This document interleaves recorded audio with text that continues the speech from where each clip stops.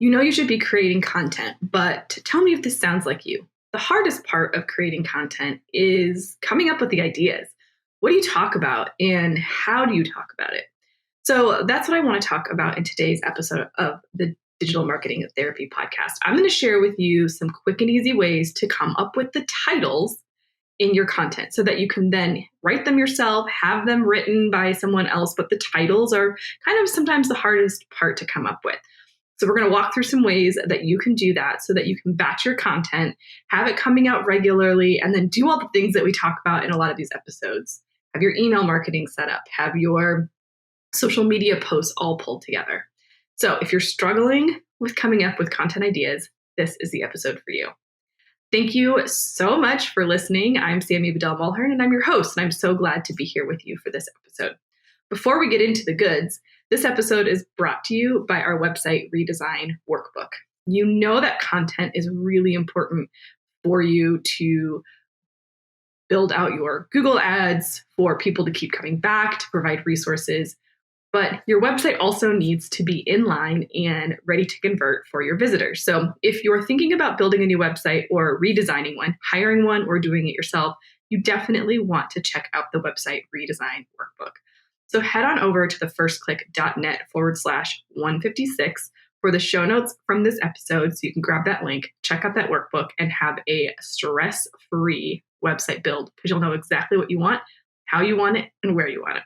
Let's get into the episode.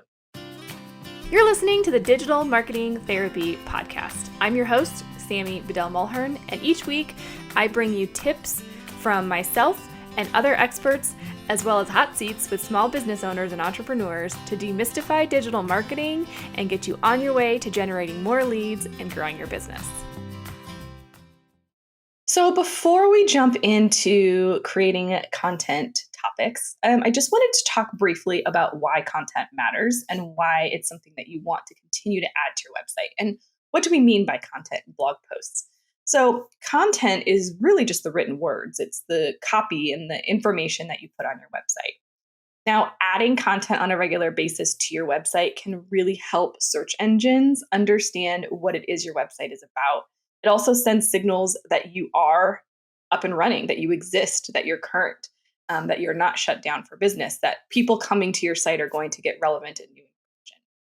And then it's just a great resource for your visitors. So some quick tips for writing blog posts. And I don't want to get too much into it because this is really just about creating the content ideas, but you need to understand why you need to create those content ideas before you actually start writing.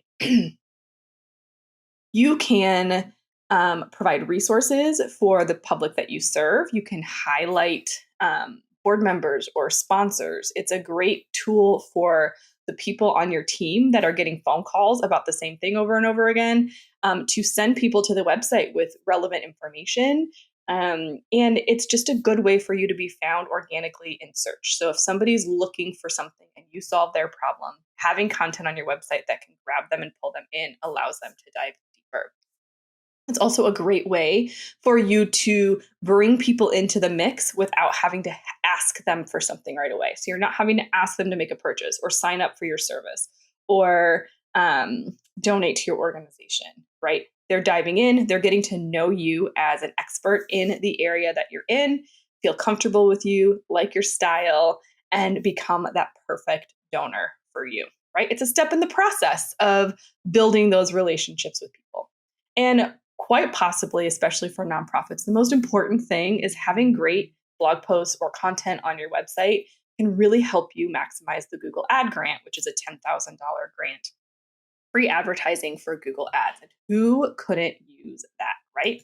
So that is some of the reasons why having content is great. And what you put out there for content can vary. So for us, it's our podcast, the show notes on our website. That's the content. It might be a YouTube video that you push and also share on your website. It might be a blog post. So all of these things can turn into content that you're pushing out on a regular basis. So when it comes to coming up with topics, there's a couple different things I want you to think about. And I kind of hinted at some of them already. But first, we want to think about what our goals are and what some of our core categories are that we are talking about and who we're talking to.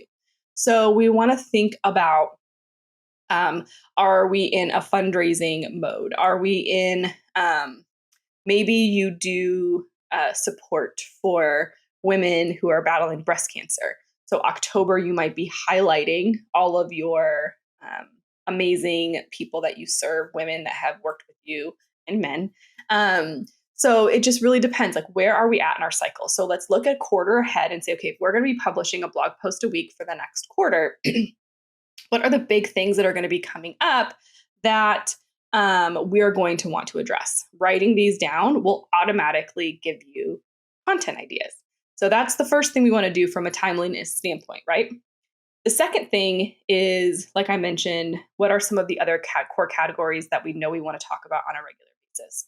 So it might be that we want to feature a student in our program every month and talk about their story and, the growth and the progression that they've had. We want to do an after school. We love to do after school resources and activities. We love to do, and these are broad categories. So these aren't going to be specific topics, right? These are just going to be writing things down. Because what we're doing is we're coming up with this list to make it super easy for you to say, okay, I need, for the next quarter, I need 3 topics that are going to be after school activities.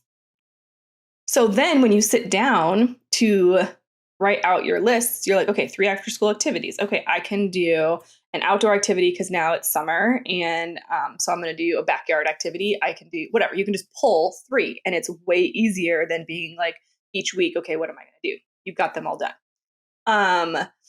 So that's kind of the way that categories can really help you. So then your categories in line with your goals for the quarter are really going to start to shape the content that you're creating during this period. Now, if you are running ads, you also want to pay attention to the timeliness. I'm not a Google Ads expert, but you'll want to talk with your Google Ads manager about timelines and when you might want to promote and push out this stuff. So it's not necessarily right on time, but maybe a few weeks earlier so that you can start running ads to that content so people are seeing it.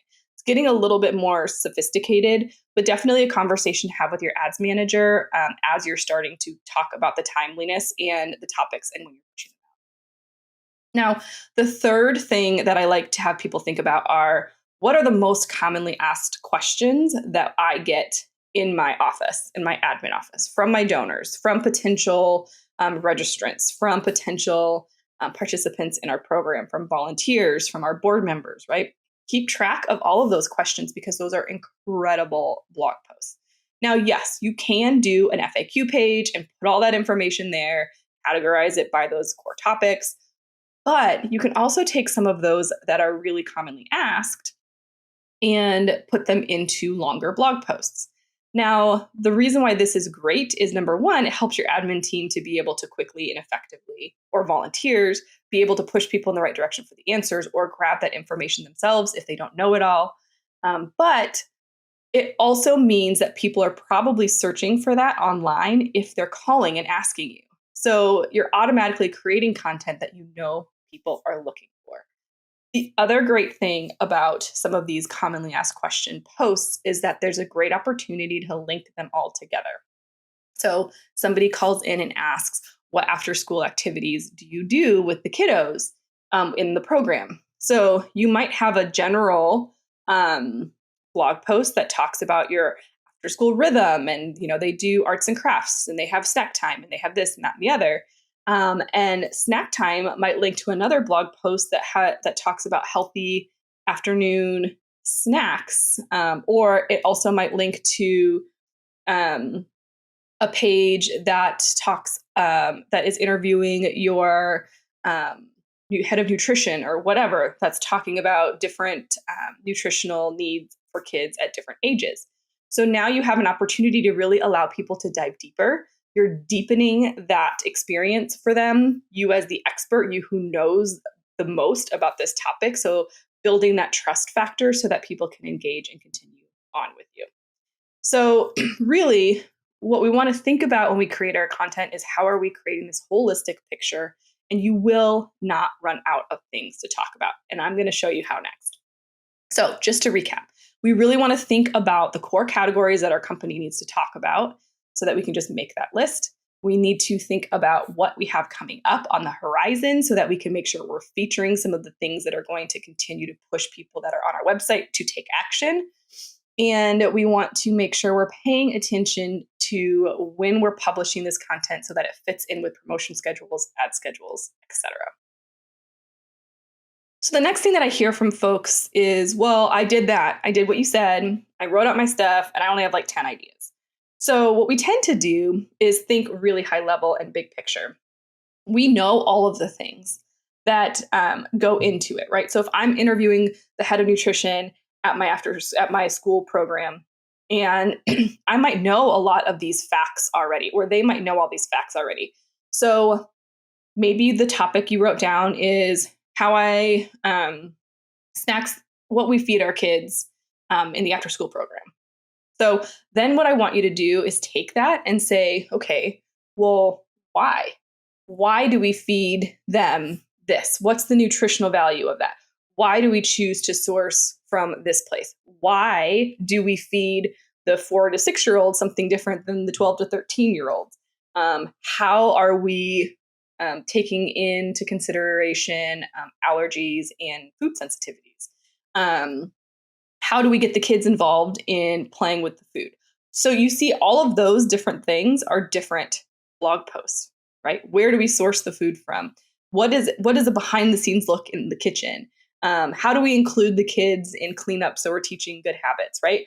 So now you can still interview your head of nutrition for all of those topics, but you're going to then turn that into 10 or 15 different blog posts that can go out throughout the entire year, right? You could have a whole series once a month from your nutrition person, and that just took me 2 seconds. So the easiest way to go about this is to ask yourself why. So maybe one of your commonly asked questions is, what should I expect to pay once I adopt a pet from you? Like I want to know, and I want to make sure that I have the budget in place for to take care of this animal.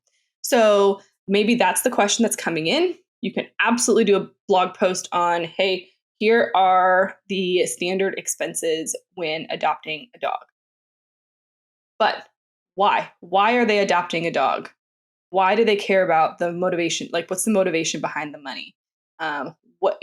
So it could be that you do a blog post that's that expenses that people tend to not think about. How to financially plan for adopting a pet. How to financially plan for adopting a small dog, a medium-sized dog, a large dog, a cat, a rabbit, right? So you can break all of those posts down into completely separate blog posts. And the key to this is making sure that you share that information back and forth. So in your blog post, you might say something like, if you're interested in a medium-sized dog, check out this post, right? So people can go back and forth, but they're getting the information that they need specific to what they want, which is also a better user experience, right? Because I'm not getting all the extra fluff. I'm just getting the information that I need based off what I'm searching for and what I want to know. Then it could be, instead of how much does it cost to have a dog, it could be maybe you do a blog post seasonally that's like our favorite summer dog toys for any budget. And then you have, your bargain dog toys, your medium price ones, and your bougie dog toys, whatever, right? Our favorite water toys for your water dog. Our favorite places to take your dog outdoors, like the mall or the park or whatever. I mean, like there's so many different things that you can kind of break it down into. So take that topic, ask yourself why and how, and then really just create all of those little mini topics. So then you'll find that you'll be able to create series of information. So people say, well, I can't put content out every week. Great. I really encourage you to at least start doing it once a month. Have longer pieces of content if that's the case so that you can still use it for your email and social media throughout the month. I'd really love to see you doing it weekly. And you can do something like 450 or 700 words. I love at least 700 words. It doesn't take you that long. And here's the beauty of it. If you say to a volunteer or whoever's writing your content or helping you with it, I want 4 blog posts on the expenses of owning a dog. And here's the 4 titles that you have, right? When I go out and research how much it costs to take care of a 12-pound dog or less, 12 to 25-pound dog, 50, whatever, right? I'm doing that research. If those are the 4 blog posts and they're all similar and I'm going to put that out as a series, they're getting all that research all at the same time. So writing those posts is going to be so much faster because they're doing it all at the same time and they're doing it on a similar topic, right? So it makes your staff time so much more effective and efficient. Maybe you have somebody else that does like the 4 sponsor write-ups, right? So they might be calling and interviewing 4 different sponsors and talking about why they're engaged with your organization, why they love it, yada, yada, yada. Maybe you have somebody else that writes 4 topics on like pet features. So you're talking about, and maybe you don't do it by the animals that are in your care, but maybe by most common breeds. So you could tell the story of how some of these breeds get to you and why they're, who they're meant for, right? That's a great resource to have in your library. Pit bulls are great for these kinds of families. They typically do better with kids, no kids. They typically do better with backyards, whatever it might be, right? I'm not a dog expert. But what does that look like? So when I come to your website, I have that resource. Okay, so just with those 3 things, we've highlighted a sponsor, we've highlighted like the breeds or what people would want to know, we've highlighted cost. You now would have, if you did 4 of those, you'd have 12 blog posts, right? 4 times 3, right? 12 blog posts. So that would get you through 3 months. 3 months. And you're done, just like that. Then if you just get them all written, you're planning this a quarter ahead of time. They have a month or 2 to get them written, pop them up. You have your whole marketing campaign ready to go. And because you paid attention to the things that you have going on, your blog posts are going to be timely and your marketing has just become so much easier. Okay. So I hope this has inspired you to really think differently about how you create your content, how you generate your topic ideas, and inspired you to do them more often. They can really make a big difference. Now, it is a long game strategy, right? We're not here to say that because you start posting a blog once a week, all of a sudden your traffic is going to explode. But it will make an impact. And how you continue to use it with deeper strategies, which we'll talk about more on this podcast, will help make an impact in how that content is received and how it helps generate revenue for your website. So I want you to start trying it and let me know how it goes. Make sure you subscribe wherever you listen so you don't miss an episode. These episodes are available wherever you stream your podcasts. And if you felt like this one was helpful and actionable, please make sure you share it with a friend. I'd love to spread the love and help all nonprofits get more revenue and more traffic to their websites. Thanks for listening, and I'll see you in the next one.